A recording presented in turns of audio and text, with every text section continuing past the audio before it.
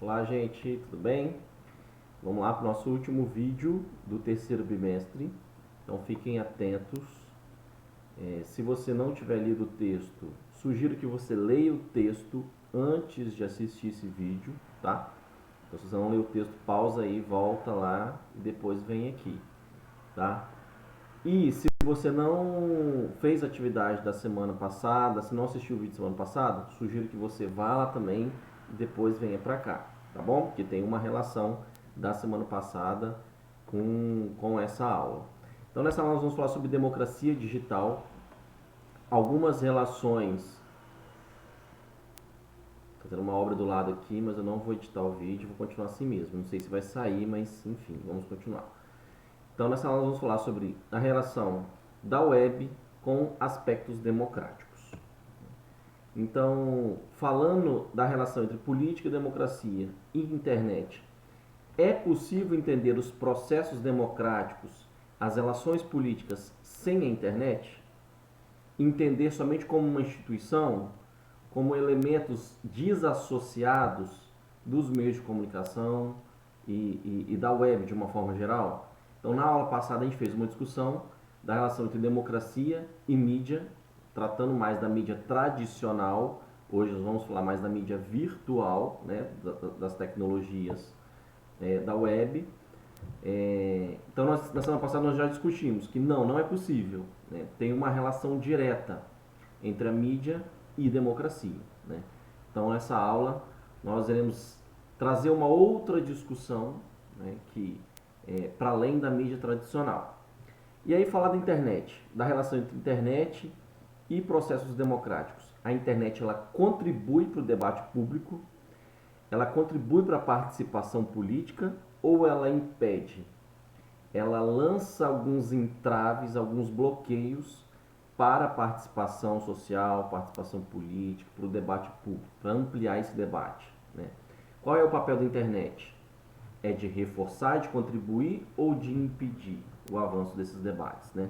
Então, são algumas questões que nós elaboramos para conseguir elaborar, né, algumas discussões a respeito dessa relação. Certo?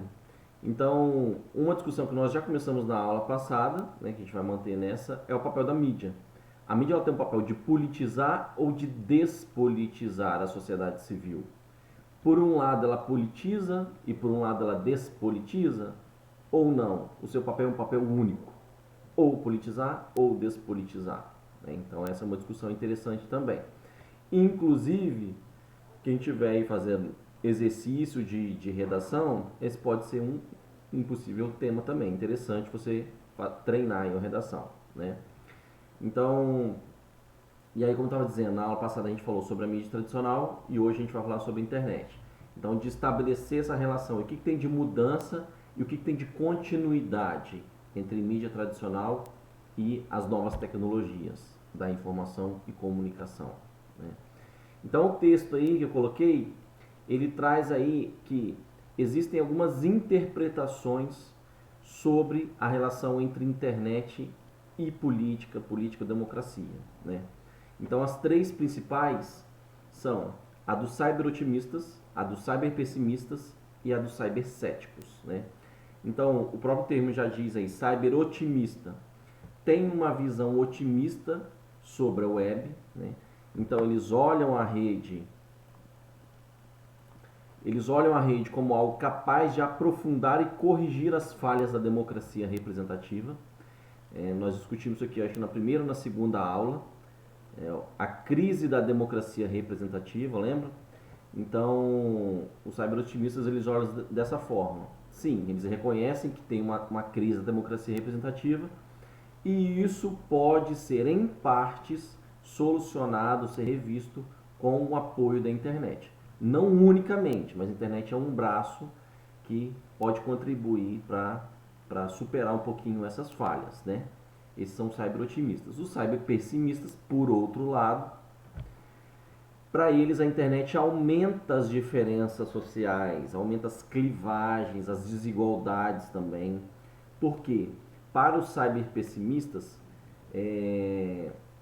a forma como a web, principalmente através das redes sociais, estão configuradas, eles só aumentam ainda mais os grupos, né, ou as bolhas sociais e a forma como cada grupo, cada pessoa está articulada no seu meio, né?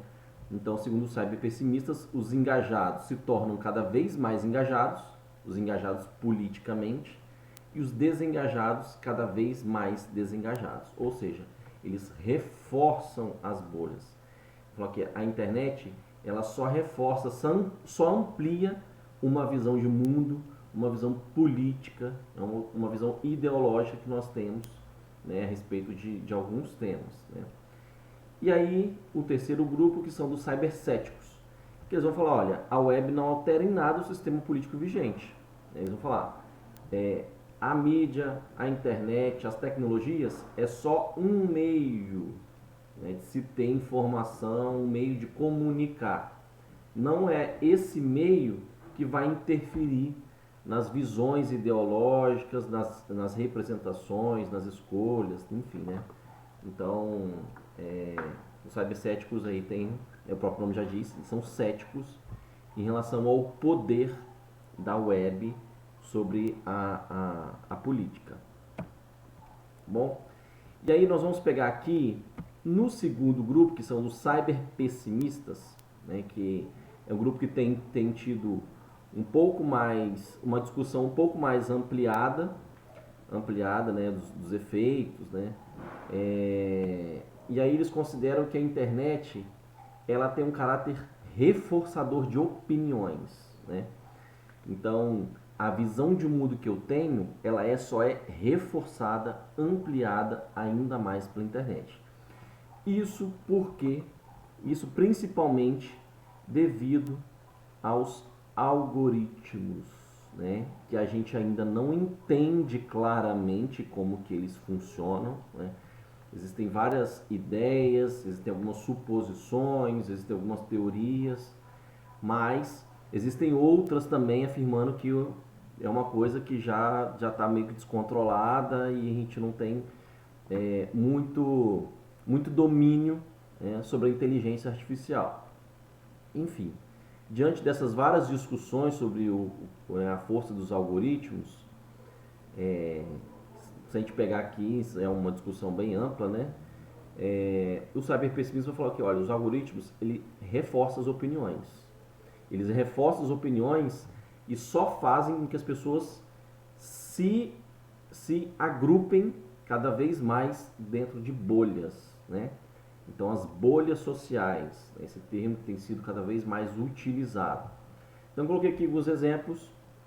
Primeiro exemplo aqui de culinária, foi pensando na minha mãe.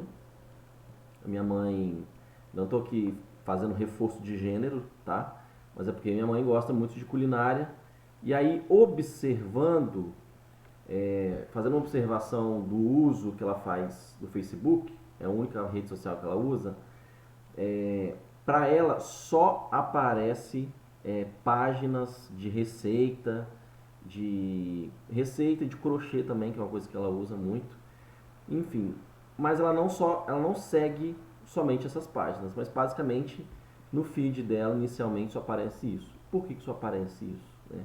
Porque a maior parte dos cliques, dos comentários, das curtidas são direcionados a essas páginas. Então o algoritmo, claro, entende que isso deve ser priorizado no feed dela, né? Então isso vai fazendo o quê? Com que ela só entre cada vez mais naquela bolha do mundo da culinária, no mundo do artesanato, do crochê e por aí vai, né? E aí a impressão de que ela tem é que todo mundo está visualizando aquilo, né? Que só aparece aquilo para ela, parece que todo mundo está compartilhando, falando sobre aquilo, né? Sobre culinária o tempo todo. Então, a mesma coisa em várias outras temáticas, né? Tem exemplos diversos aqui, porque esporte, comportamento político, são duas coisas bem comuns, né? Moda também, espiritualidade é outra, né? Comportamento religioso. Então essa é a ideia do algoritmo reforçando ainda mais as opiniões, né? E aí essa repetitividade diante dos cliques em um determinado tema ou em alguns determinados temas, né, vai fazendo com que tenha essa noção, né, que o mundo está só falando sobre aquilo. A maioria das pessoas só falam sobre aquilo, mas na verdade não. É somente a bolha direcionada pelo algoritmo, né? E aí isso cria também o que a literatura chama de efeito manada, né? Efeito manada, essa coisa do gado mesmo, né?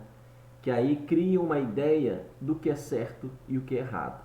Então, se está todo mundo falando que aquilo é o certo, se está todo mundo falando não, se está todo mundo na minha, melhor dizendo, na minha bolha, falando que aquilo é o certo, eu vou ter a impressão que aquilo é realmente o certo, né? Porque eu acabo indo de acordo com o fluxo. Não é isso que o gado faz? Ele só vai, né? Tá toda a manada indo para um determinado caminho, ele não vai para outro, né? Ele vai seguir o mesmo. Então, se todo mundo falando que aquilo é o certo, eu acabo adotando aquela opinião também, aquela ideia como a certa, né? Isso vale também para o errado, né? Então, ou seja, isso só reforça ainda mais alguns posicionamentos políticos, alguns posicionamentos ideológicos, né? Isso para ambos os lados, tá? Se a gente for polarizar entre esquerda e direita, não existe só esquerda e direita, né? Apesar de, acabou gerando essa polarização, mas se a gente for pegar só esses dois lados, né? Quem é da direita acaba reforçando ainda mais uma visão ideológica de direita. E a esquerda, a mesma coisa. Quem é da esquerda acaba só vendo aquilo, quem é da direita acaba só vendo aquilo também, né? Isso acaba gerando o quê? Um efeito de homogeneização das ideias dentro das bolhas.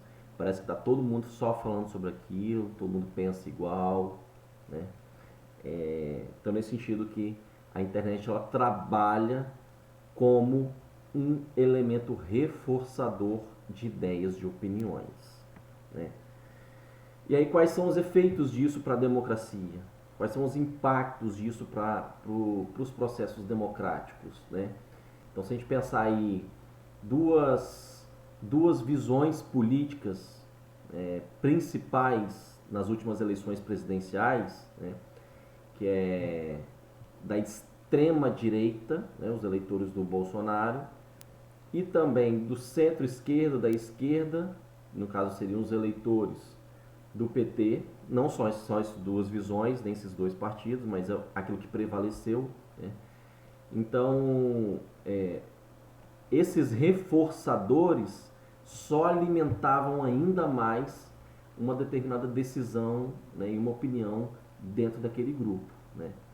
Então, enquanto os eleitores de Bolsonaro demonizavam, né, os eleitores do PT, os eleitores do PT também olhavam os eleitores do Bolsonaro como uma demonização, né?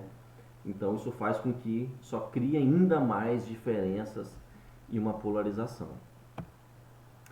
E aí, falar de democracia digital, falar na relação entre web e democracia, não tem como a gente desconsiderar a presença e os efeitos das fake news, né? As fake news, elas são fruto do universo digital, claro, né? Ah, sempre existiu fake news? Sim, sempre existiu fake news, porém numa outra configuração, né? Se a gente pegar aí, tem vários exemplos, década de 60, 70, de notícias falsas, mas por meios tradicionais, né, do jornal. Ah, um ET que veio na Terra e pegou não sei quem. Enfim, tem vários exemplos aí pela internet, né?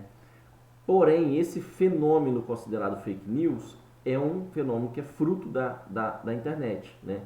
Porque ele tem uma outra configuração, que não é só uma notícia falsa como acontecia antes, né? Não é só uma fofoca, que a fofoca sempre existiu. Eu sei que você que está assistindo gosta de uma fofoca, mas a fake news não é simplesmente uma notícia falsa, uma fofoca, vai para além disso, né? Tem toda uma configuração, né? Por quê?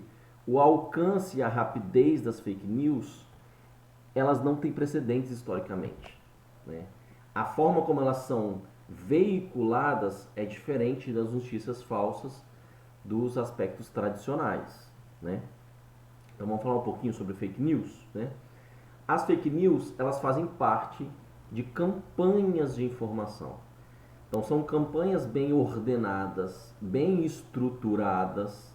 Não é simplesmente uma notícia falsa que se cria aqui, ganha um seguidor aqui e simplesmente vai saindo é, de uma forma não intencional.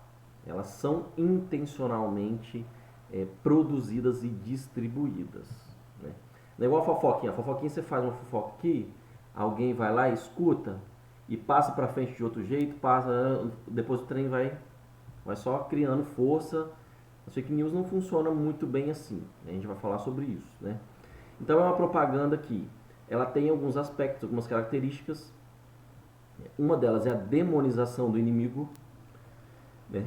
Que acaba gerando uma guerra cultural e uma guerra política. A gente tem presenciado isso aqui no Brasil nos últimos anos de uma forma gigantesca, né? Uma forma exponencial. Isso começou nos Estados Unidos na última eleição e o Brasil acabou reproduzindo um pouco dessa lógica, né, da guerra cultural. Os Estados Unidos têm vivenciado isso agora, né, nas eleições, e o Brasil ainda está nesse ritmo, né? Principalmente nessa guerra que foi criada esquerda e direita. A esquerda e direita são dois demônios, um para o outro, né? Enfim, uma propaganda que tem o objetivo também de conquista da amizade de quem está neutro, porque as fake news elas acabam estimulando isso. Você não pode ser neutro, você tem que se posicionar, né? E aí, como tem um inimigo, se você for neutro, o inimigo vai te pegar também, né?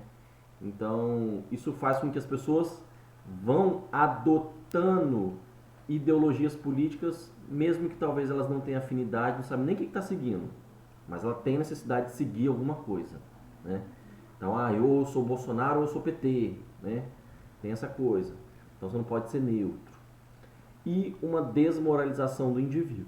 Eu poderia acrescentar aqui, não só indivíduo, mas desmoralização de alguns grupos, desmoralização de partidos, desmoralização de ideologias políticas, né? Então as fake news, elas acabam sendo recursos de propaganda política. E que talvez é a principal forma de propaganda política hoje, infelizmente, né? Então qual é o objetivo das fake news? O objetivo é enfraquecer o debate público. Então a gente acaba não tendo um debate político efetivo. A gente tem uma guerra política, né? O que é bem diferente. E isso só estimula ainda mais a nossa crise política. Estimula ainda mais a crise da democracia representativa, né? Porque uma coisa é brigar, outra coisa é debater, certo? Então, como os algoritmos, as fake news só reforçam as bolhas sociais, ficam as bolhas ali em atrito entre elas e ninguém dialoga, né?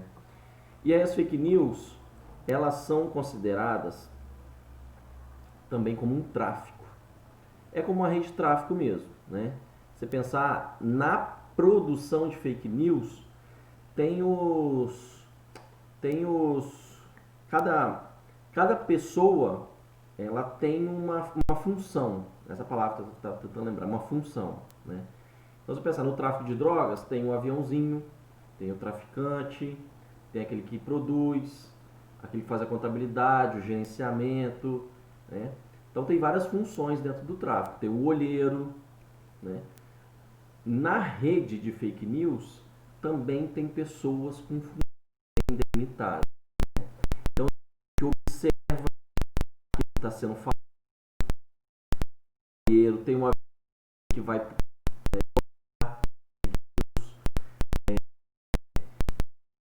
tem o traficante, tem, enfim, né? Porque as fake news elas funcionam, como a gente chama, é como se fosse um ecossistema, né? Então existe uma rede mesmo bem estruturada para produzir e para distribuir as fake news, né? Então hoje é fundamental entender que grande parte do sistema político brasileiro é composta por beneficiários de fake news, né? Então, como eu estava dizendo, a fake news ela não é simplesmente uma fofoquinha que se cria aqui e ela sai circulando aí aleatoriamente. Não, existe uma rede mesmo, né? Quando eu falo isso, não é só eu falando aqui de opinião, né? É com base em toda uma pesquisa bem ordenada, né? De entender mesmo o fenômeno da fake news, né? Eu estou aproveitando aqui, eu acabei de fazer um curso com o Wilson Gomes sobre fake news e democracia digital. O Wilson Gomes é um dos principais pesquisadores da temática aqui no Brasil, né? Ele é da Universidade Federal da Bahia e tem muita gente pesquisando, né, esses efeitos, tem muita informação, né, e muita coisa interessante para a gente discutir sobre isso, certo? Então, esse ordenamento é algo que tem estruturado, né, e algo que tem sido identificado por esses pesquisadores. Bom, um outro elemento sobre as fake news é a emoção. Emoção é um negócio tenso, né? A emoção desempenha um papel de ativação das fake news. Por exemplo, a raiva, o medo, né, o ódio. A partir do momento que se cria uma fake news, ela se cria a partir de um elemento emocional que vai fazer com que as pessoas se apropriem daquilo, as pessoas comprem as fake news, né? Então a emoção ela tem um papel importante aí, tá? Na produção, distribuição, no compartilhamento de fake news. Dois canais importantes para a gente entender a distribuição das fake news é o Telegram e o WhatsApp. O WhatsApp eu vou falar sobre ele daqui a pouquinho, né? Mas o Telegram ele tem sido muito utilizado porque o Telegram ele tem alguns elementos que o WhatsApp não tem, né? Tem um número maior a possibilidade de pessoas, né, nos grupos de Telegram, né? Existe por parte de alguns grupos políticos, como da extrema direita, uma demonização do WhatsApp, né? Como se o WhatsApp fosse responsável por ai meu Deus, esqueci o termo agora que eu ia usar, mas enfim, como se fosse um instrumento utilizado pela esquerda, tem uma coisa assim. Então, como se eu fosse vigiado, uma coisa assim, né? Esses grupos mais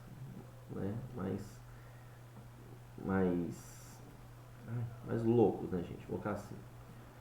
Então, beleza. Um estímulo para usar o Telegram e não o WhatsApp. Mas alguns grupos mais radicais. Essa é a palavra que eu estou tentando achar, né? Então, o que eles fazem geralmente? Eles fazem um teste, tá? Eles produzem alguns cards, alguns conteúdos, eles jogam em alguns grupos, né? E aí, se tiver uma boa reação naqueles grupos, isso significa que eles podem gerar aquele compartilhamento. Então, eles usam a estratégia dos robôs para depois sair compartilhando, né? Então, eles fazem primeiro esse movimento de teste. Obviamente, se não tiver uma boa reação, então significa que aquele conteúdo talvez não está muito adequado, né? Então, esse é o primeiro elemento, né, que é muito utilizado por alguns grupos políticos. Então, existe o que a gente chama da militância orgânica, né? Aquelas pessoas que vão produzindo ali algumas notícias, algumas informações, vão repassando por conta própria. E existe também a automatização, né? E aí tem aí a figura dos robôs. Então tem alguns grupos políticos que têm um número muito grande de robôs, principalmente no Twitter, né? E que aí eles contribuem para essa distribuição e compartilhamento de fake news, tá bom? Então as redes de desinformação atuam como um ecossistema. Eu já falei um pouquinho sobre isso, a gente está cortando aqui, né? Mas como um ecossistema. Então tem várias redes sociais que elas são articuladas. Eu não uso só o aplicativo de mensagem, o WhatsApp ou o Telegram, mas é articulado com o YouTube, articulado com o Facebook, com o Instagram, né? Enfim, É todo um ecossistema mesmo criado. E no caso do WhatsApp, o WhatsApp ele foi muito utilizado, principalmente na última eleição, porque nós somos o segundo país do mundo em número de usuários de WhatsApp. Primeiro é a Índia tem 400 milhões de usuários, o Brasil tem 130 milhões, né? Mais que os Estados Unidos. E aí tem alguns elementos que eles contribuem, né, para entender aí para entender as fake news, né, a distribuição, né, e outros que impedem um pouquinho. Um deles é a criptografia, né, essa coisa que quando você manda mensagem, ela aparece lá, essa mensagem é criptografada, né? O que significa isso? Que aquela mensagem é codificada de forma que se vier algum invasor, né, ele não consiga entender ali o que está sendo compartilhado, né, descrito ali na mensagem, né? Então, qual a vantagem? A vantagem é a privacidade daquela mensagem, né? Já que a possibilidade de ser invadido, não é só invadido, mas ser vigiado, né? Ela acaba sendo bem menor. Mas a desvantagem disso é que não tem como acompanhar a desinformação. Para quem está compartilhando, quem está compartilhando uma fake news, não tem como, né? Então, uma vantagem é, diante de um governo autoritário, né, um governo ditatorial, o governo ele poderia muito bem ali entrar, né, no aplicativo de mensagem com as pessoas, saber o que elas estão falando, né, vigiar. Então, isso é um risco muito grande, né, para a liberdade de expressão.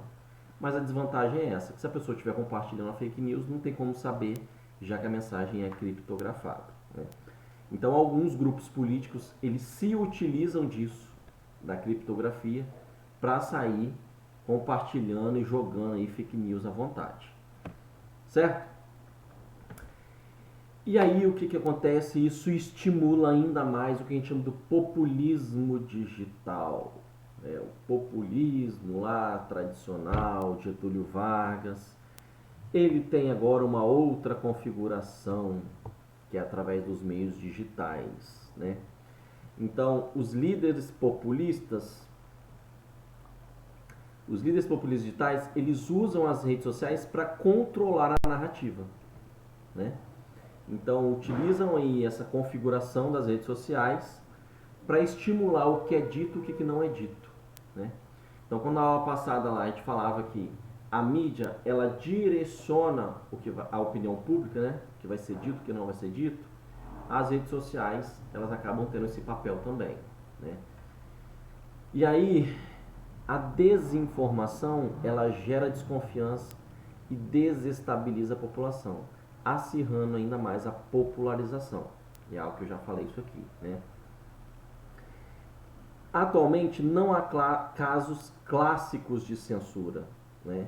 Então aquela censura lá da ditadura militar, você tirava algumas informações do jornal, não permitia que aquilo fosse falado, isso é mais difícil hoje, né?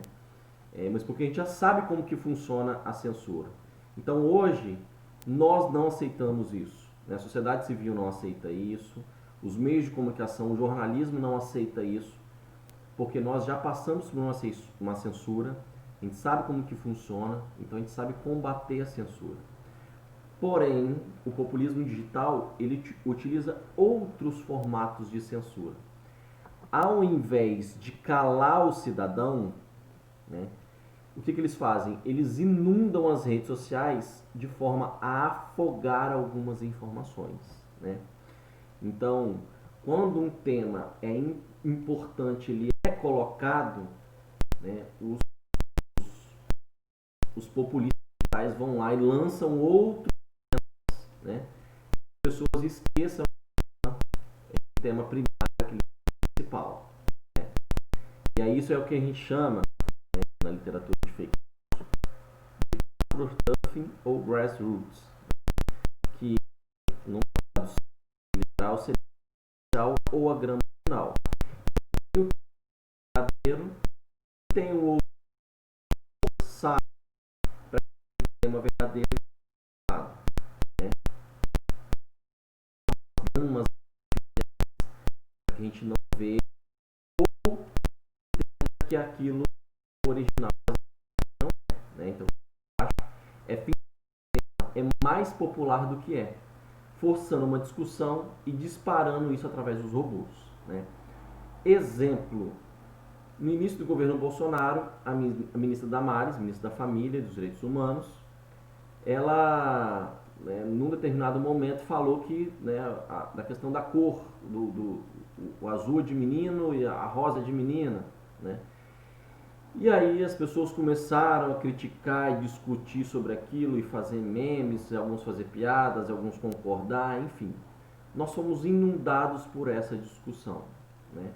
Que é uma discussão tola, uma discussão pobre, diante de tanta questão, né, importante, política do país, enfim. Mas isso, na verdade, foi uma forma de afogar algumas outras decisões do governo, né?